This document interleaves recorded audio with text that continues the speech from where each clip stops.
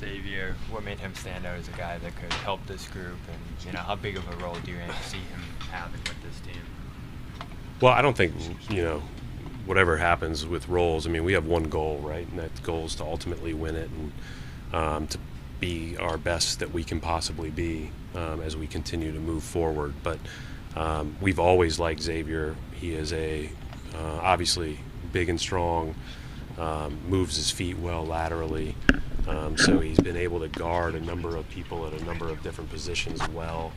Above that, he plays the game for the right reasons, right? He competes, he passes, thinks the game well. All the stuff that we've been fortunate with the guys we have around our best players that they've brought to the table. He knows how to play.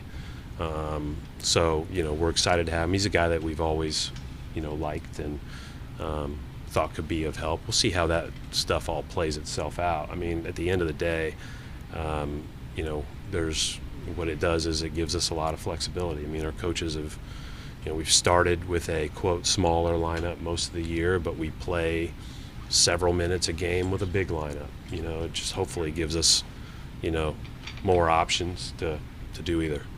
Right.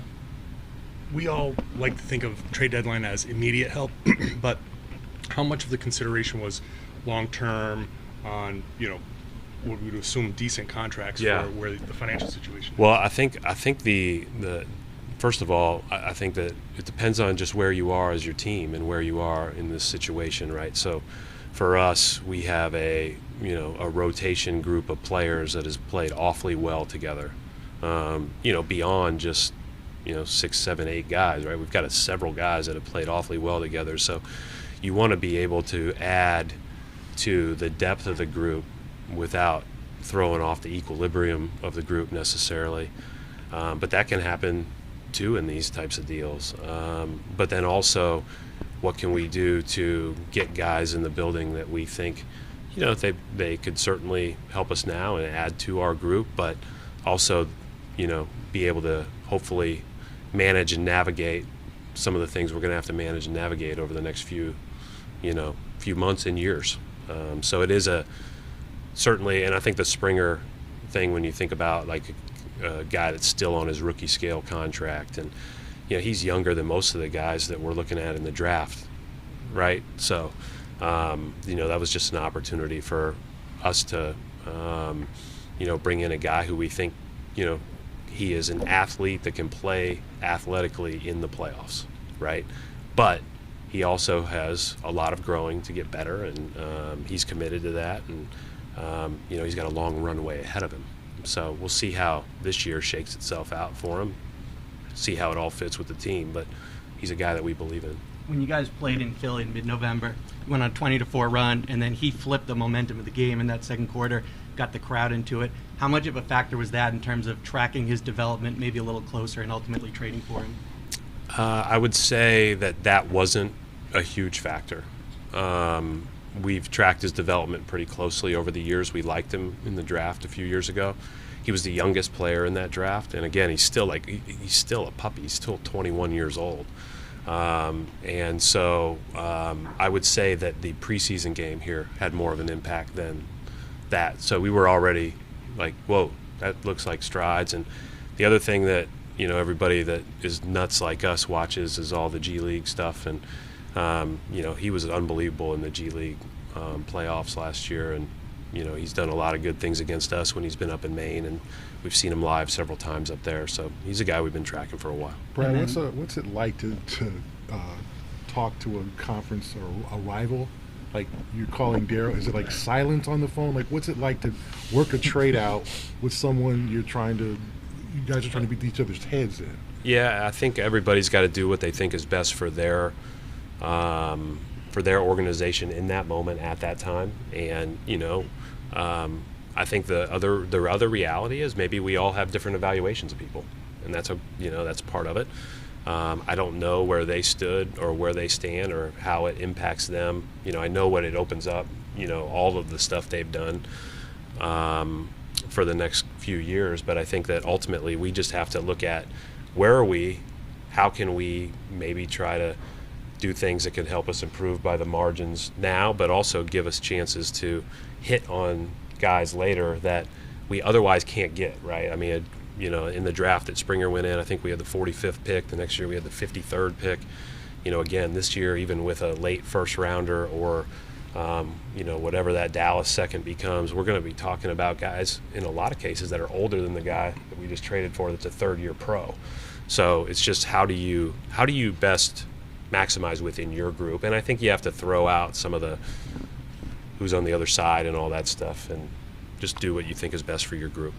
You guys made that trade pretty close to 3. What was the day like for you guys yesterday with you guys had the grant TPE? Were you weighing a lot of options over the course of the day? Did the Jaden deal come up later? We weren't. After we got Xavier, there wasn't much motivation or we knew that what we had from the standpoint of, another big that could play alongside, Al and Kristaps, but also as a standalone big, could give you depth. That was our biggest area of focus, and from that point, it was just continuing to circle back on some of these young prospects around the league that we were most intrigued by, that we could take into the TPE with a second round pick or so. So Jaden, we had talked about several times for several months before that we would have an interest should they be desiring to move him, and so that kind of came across. We've had several. I'd say that stuff, over the course of 2 weeks gets brought up a couple of times, and then you're just ready to make a decision on the trade deadline day. So I wouldn't say it was we were sweating over decision making at that time. It was more, okay, if this happens, we'll probably do that. And you guys have the open roster spot now still. Do you expect to be patient with that? Yes. As things progress here, what are you evaluating that spot for eventually for this group? Well, I think we just have to see. Number one is if there's somebody that can again provide great depth for our group, but I don't anticipate, a game, a person that vaults into our, every night rotation. After acquiring Xavier, is the plan to keep Nimi on a 2-way deal? We have to continue to evaluate everything for that, last roster spot we have open. But Nimi's done a great job. He's done a great job. How much confidence do you have based on what the team's done so far that you guys are on track for that championship this year? How much more do you still have to see from this? There's so much that has to happen to even give yourself a chance. We could, we're good enough to make a deep run and potentially win it, and the other teams are good enough to beat us in the first round. And so we have to continue to improve as a team. We have to make sure that we are focused on the right stuff. We have to stay unselfish. We have to stay about the team, and we just have to keep getting better. That's the reality of it. This is high-level competition with a lot of good teams. This is not, nothing is done on paper. Everything will be done on the court.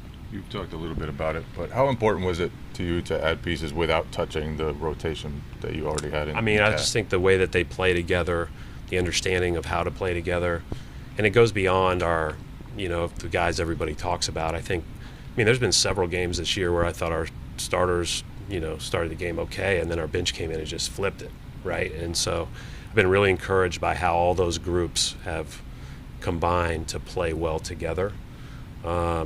So, there wasn't, it was pretty obvious that we weren't going to make a big move just because, when you start looking at what we can send out with the basketball constraints that we now have with the second apron and where we are and what we could take back, it wasn't going to be high money just because our high money guys are all playing great for us and all critical parts of our team. That second apron. So you're going to remain a second apron team for the rest of the season? Is that kind of where you guys are, or is it possible that you can get underneath it? I would say we are. Okay. So how does that impact the moves going forward? This is a whole new all of the basketball penalties.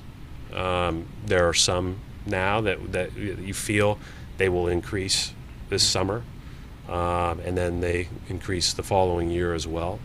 And there will be things that we'll all really have to factor in, when those things happen. And so that'll, I think the obvious ones as you enter this summer, if you are over the second apron, is the ability to make trades is tougher, right? And it's tougher in a lot of ways, but the ability to aggregate contracts and those type of things are all things that you have to consider. You can't send cash out in deals if you're a second apron team after this year. So there's a lot to consider, and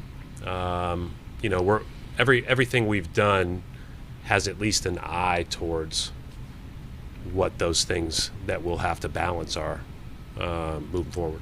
Final couple questions. Brad, how do you view the trade deadline? You've made a move, every year that you've been in this position. Is there value there? Just trying to, it depends on where you are as a group. A couple years ago, I felt like we were a little bit better than our record, and the Derek White thing was like good for the near term, but also it just made sense, like moving forward. Like he was just going to be a good fit, whether it took him time or not. And that was pretty obvious. Most of the time, I think when you're in a position like we are, or some of the other teams that have been, at the playing well throughout the year, and with these, different basketball penalties with the second apron, there's not much that you can do. For us, it is about how do we balance fortifying ourselves this year to give ourselves our best chance this year, and also give ourselves options moving into the future, because we're going to be limited in what we can do. You did 2 deals with teams that you did deals with back in the offseason. How have you found these first few years on the job the kind of weird dynamic of having to cooperate with your competitors has been, which is kind of different than what you were doing when you were coaching? We did 2. Portland and Memphis. So you asked about the second part. What's the dynamic like working with your competitors to get deals done that work for both sides? Well, I think everybody in these positions that are making calls for teams, and it's not just me. It's our front office that's talking to teams throughout the year. I think you have to have there's a healthy relationship with the other teams. I have a lot of respect for all of the other teams and the front offices. And listen, this is a really well-run league, and really smart people in all of these buildings, and it is something that you just have to respect the level of competition, and you have to respect how hard it is to win, and you're respectful of the people that you're working with. I think you have to be able to maintain positive relationships with people in addition to compete with them. Joe recently said that one of his biggest areas of growth this season is when he calls a set, making sure the team sees it the same way, so it doesn't bog down the offense or throw off the rhythm. From your sense, what of his biggest areas of development from last season to this one? I think Joe's always been a guy that was a really good coach, and just like, if you're writing, or if somebody else is teaching, or somebody else is working in finance or whatever, they should be better the next year than they were the year before. And that's just the way that people go. But he's a talented guy. He does a lot of good things. I don't know that I would have signaled that as the thing, but maybe he was just looking for something to say in that moment. But he's running a bunch of good stuff, and our guys are doing a good job. Thank you. Presented by your New England Ford dealers. Built for America. Built Ford proud.